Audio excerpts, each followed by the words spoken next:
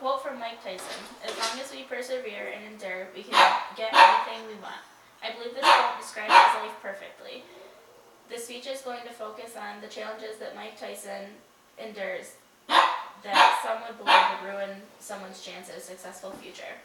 From the start, Tyson was born in Brooklyn, New York. His father abandoned his family when he was just 2 years old, which left him and his family in financial crisis. Tyson's family moved to the city known for high crime rates, Brownsville, Brooklyn, due to having a single mother and having 3 children.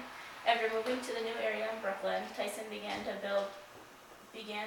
be bullied based on his small size and shy attitude.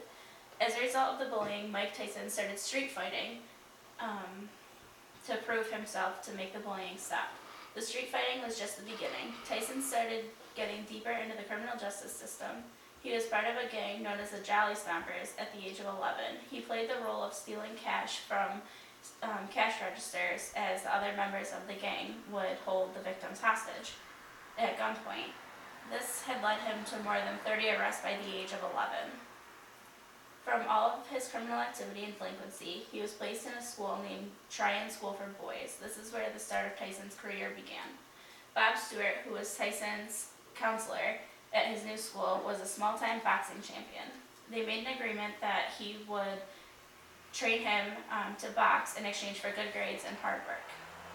Tyson increased his reading level to a 7th grade level in just a few months and began reading more and more about boxing. In 1980, Mike knew all that Stewart was able to teach him. He introduced Tyson to a boxing manager in Catskill, New York. This manager provided room and board for Tyson, along with many other aspiring boxers in the area. Tyson began to think of this manager as a father figure, as his father left him as a child. D'Amato had Tyson on the right path, sending him to school in Catskill and a strict boxing regimen when he got home from school every day. Tyson's life was turning around, but in 1982, his mother died of cancer.